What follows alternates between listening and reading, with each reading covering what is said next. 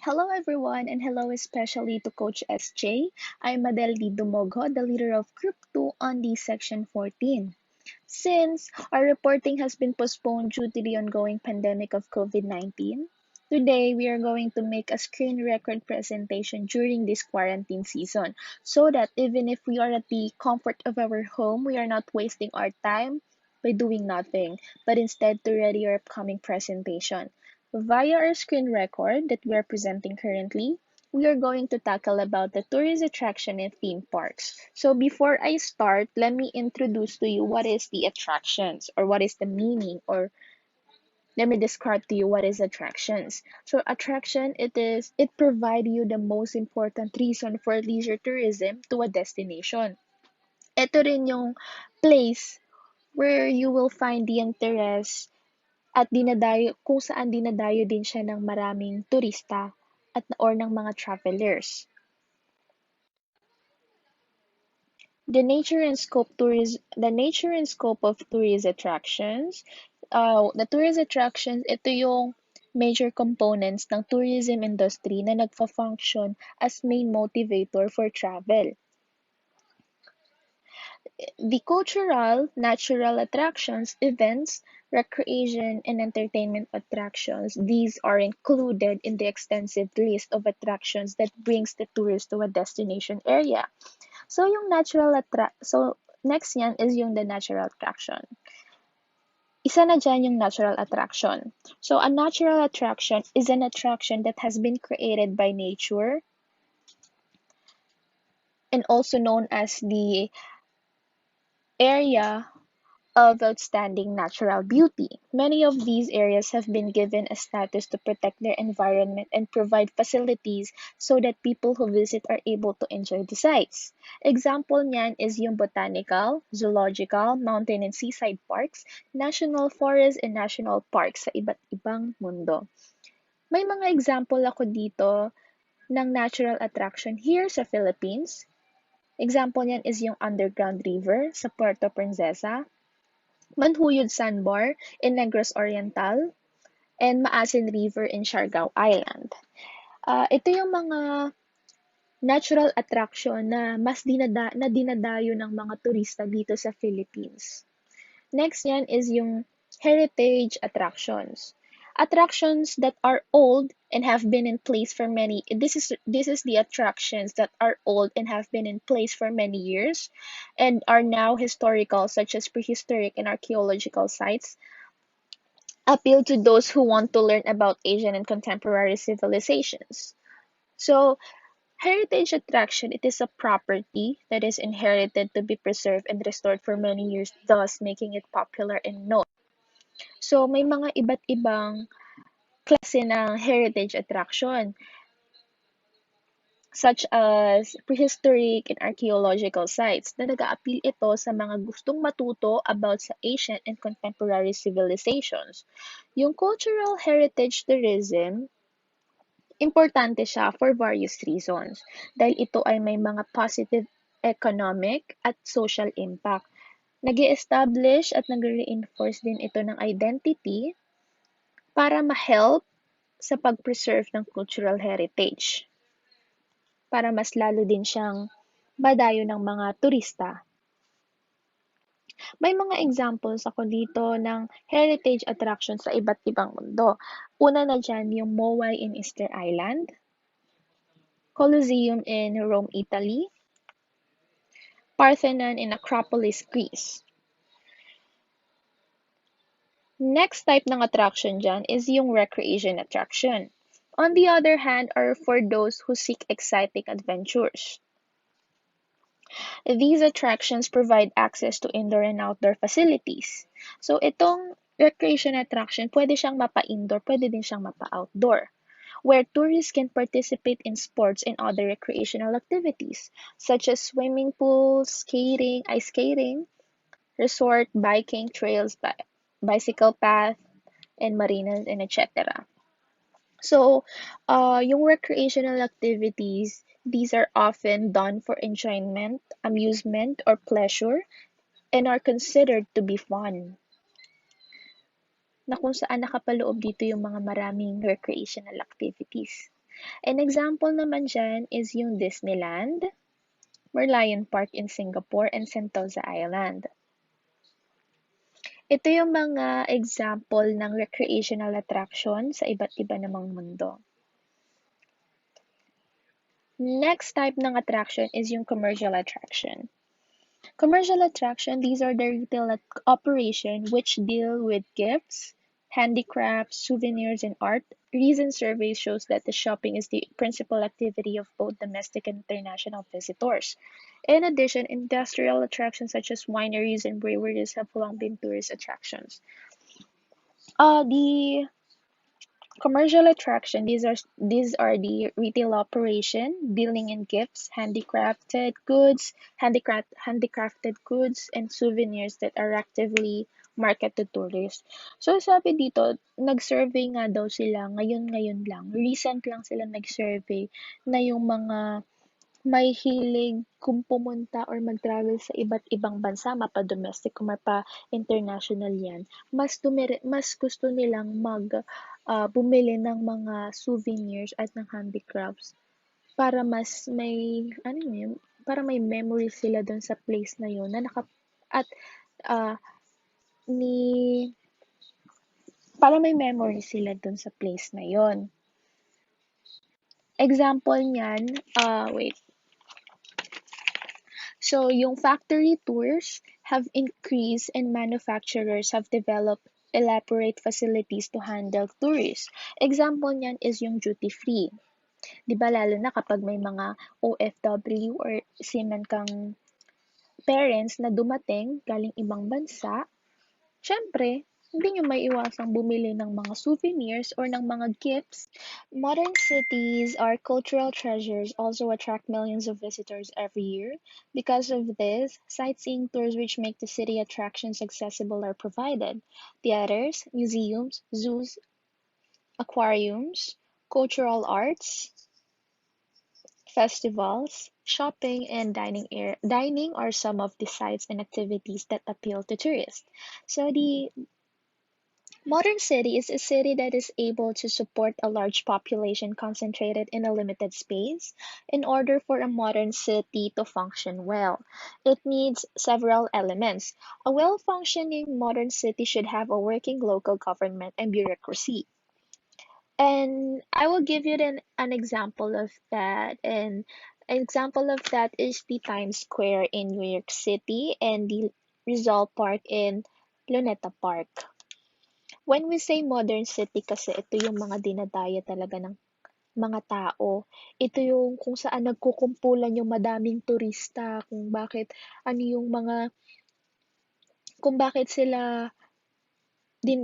nila dinadayo yung lugar na yun, kaya doon sila nagkukumpulan. Dito sa theaters, museums, zoos. The revolution of tourist attraction. Tourist attraction, according to Pierre Beckendorf, September 19, 2015, attraction is a core component of tourism, which also often called as the tourist attraction, because they are tend to attract the tourist. Traveling for fun, it's not a new phenomenon in our world, but the modern has certainly helped the tourism industry. So as far as back the Roman Empire, travelers went to Egypt to see the pyramids. Later on, the grand tour routes were around the major cultural attractions of Europe. Table 4 shows that some of today's tourist attractions existed in the late 19th century and early 20th century. It was in the post-war period that tourist attractions really developed. These include theme parks by using different marketing techniques and state-of-the-art technology. So, sa France, yung Eiffel Tower nila, sa England, London Bridge, yung Big Ben, yung malaking clock, at saka yung sa Rome, Italy na Colosseum. And then, ito yung sa change routine na sinabi ni Michelle Debzac, March 9, 2017. In the past 20 years, the global inbound tourist number has more than 2 times the 540 million to 1.1 billion. But not all countries have benefited from this growth equally. And in addition, not all the countries have the equal benefits growth in the Eastern Europe, Asia, and in the Middle East has seen that this is the largest tourist spot. On the other hand, in France and Italy naman and in the US are struggling to match the growth rates than in the other countries. Definition of attractions. According to Pierce of 2001, a tourist attraction is a named site with a specific human or natural feature, which is the focus of visitor and management attention. On the other hand, Swarbrook of 2001 defines attractions as single units, individual sites or very small delimited geographical units based on a single feature. Classification of attractions. Attractions may be classified according to its features, such as its core product. Attractions can be grouped as historic houses, museums and galleries, wildlife attractions, castles, botanical gardens, steam railways, visitor centers, country parks, and leisure parks. The following are classification of attractions. Number 1. Physical environment. Attractions may be located in the natural environments such as forests, mountains, and national parks. Built environments which are not originally designed for visitors but are adapted as attractions due to its increasing popularity among people, such as historic houses, workplaces, steam railways, and castles. And built environments designed for visitor purposes such as visitor centers and leisure parks. Number 2. Ownership. Attractions are owned and managed by organizations, trusts, and individuals working in the public, private, and not-for-profit sectors. State involvement in attraction fundings is shown in Europe, Canada, and Singapore. In the United States of America, many attractions are subsidized by charitable donations as well as the voluntary sector. Number 3. Admission policy. Some attractions charge admission fees while others are free to the public. Attractions operated by membership subscription organizations allow members free entry. Voluntary donations are requested in other attractions such as churches and cathedrals. Number 4. Appeal. Attractions may appeal to a local market, regionally, nationally, or internationally. Domestic tourists usually dominate the market for tourist attractions. However, there are different types of attractions that appeal to different types of tourists. Foreign tourists make a large percentage of visits to distilleries and castles. Visits to steam railways and country parks are prevailed by domestic tourists. Historic houses and gardens attract mature visitors. Number 5. Size and capacity. Attractions differ in land and coverage. Some are housed in small buildings, while others occupy several hectares. Attractions designed for mass tourists are able to receive a large number of visitors. Moreover, such attractions may incorporate services and facilities that enable visitors to prolong their stay. Understanding the capacity of sites is important in terms of management and marketing. Degree of performance. Built tourist attractions are usually designed with a high degree of performance. Events and festivals have a short duration. Therefore, temporary sites and mobile infrastructure are often used. Number 8. Number of visitors. Tourist attractions receive varying visitor numbers. Some attractions regularly record approximately more than 500,000 visitors, while others attract similar number of travelers. Main issue in the management of tourist attraction, to be presented by Dane Migueles Varela and Sherry May Aparejado. So first, what is the main issue in the management of tourist attraction? Attraction face several threats from external and internal environment which affect the product quality, operational capability, and visitor experience. Management planning is a first issue because in tourist attraction, we need to manage a tourist spot properly so that we can maintain the atmosphere in the area. Also, this is the first because when they have this, the rest of the issue will not happen. Environmental impact is caused by the visitors' raised to number of issues like cleaning their trashes around the tourist spot, and it can affect the global warming and climate change of a tourist spot. Visitor number. When there is a lot of visitors, many of the tourists has limited visitors. Only if the visitor exceed the limit can affect the environment because some tourist spot can accommodate limited numbers so that they can maintain the atmosphere. Example of this is Boracay, which is already rehabilitated. Destination planning.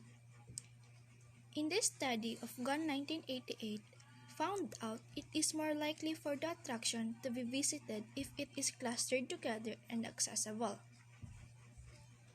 Diversification. Many attractions have developed from an existing business, such as farm attraction, to an agricultural business, also farmlands into real estate properties. Renewal and innovation.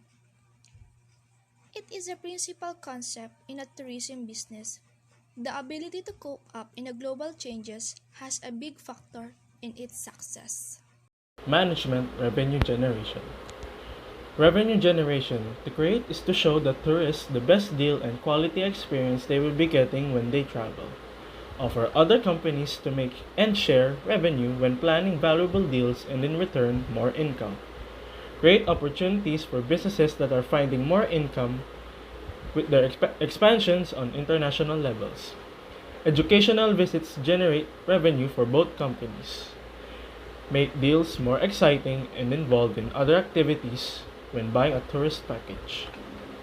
Alternative mechanisms for revenue generations in attractions.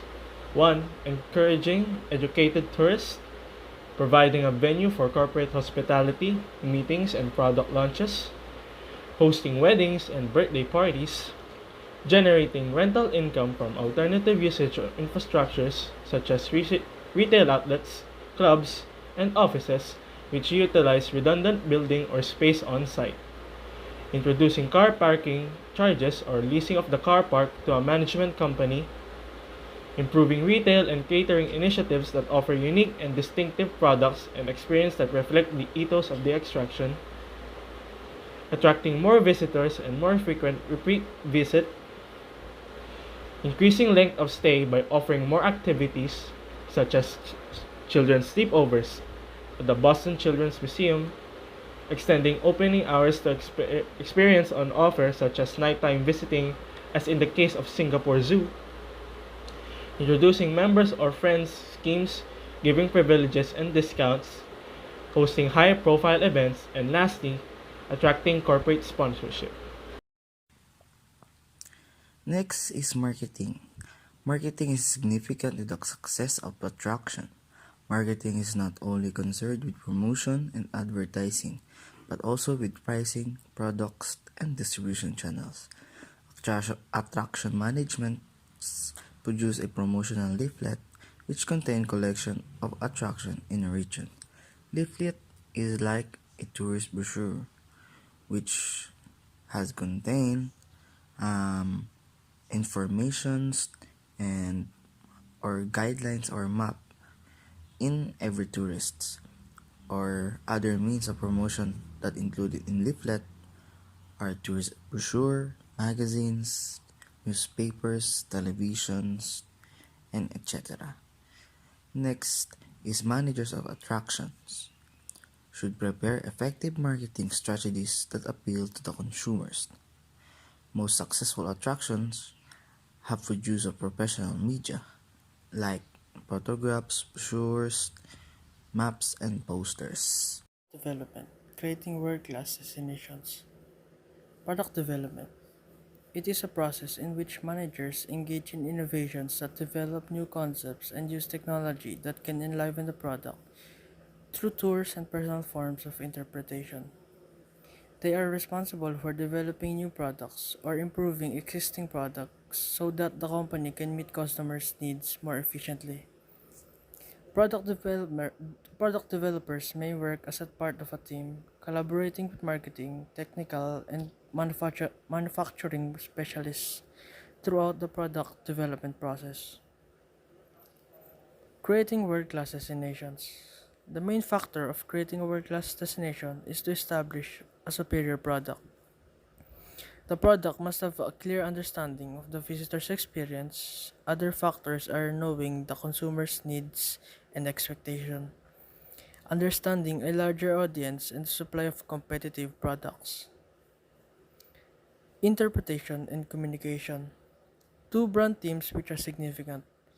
Role of technology known as high tech and the other known as high touch. Reasons why operators of attractions invest and develop technology based elements so they can create a unique product. And the next is to enhance visitor experience through entertainment and interaction.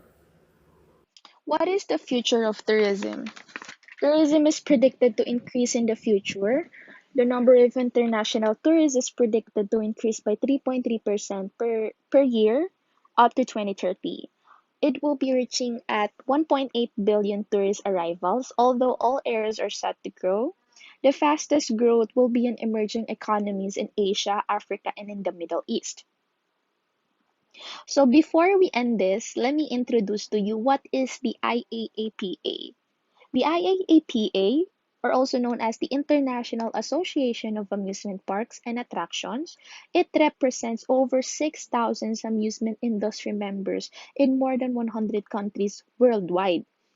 So ano yung connect niya sa topic namin or dito sa tourism? Itong association na to, nag-ooperate siya ng several global attraction industry trade shows na nagre-represent for ng over 6,000 amusement industry member in more than 100 countries worldwide. Next is the why is attraction are so important in tourism. So therefore, I conclude that the attraction's main purpose is to grab the customer's attention so they come to a certain place and explore the different attraction on holiday. In the travel and tourism sector, attractions are an important part as this is what is bring in tourists from all over the world. Yung attraction, ang main purpose talaga nito is yung mag-grab talaga yung attention ng mga mahilig mag-travel and yung mga turista para pumunta lang sila dun sa certain place na yun at mag-explore lang sila sa mga different attraction. Mas madaming dumadayong mga turista, lalo na kapag holiday. Kaya, yun talaga yung pinaka-main purpose ng attraction, yung mag-grab yung attention ng turista. So, that is our presentation of the tourist attraction and theme parks. Again, we are the Group 2 and I am the leader of Group 2, Madel D. Tumogo in Section 14. Thank you.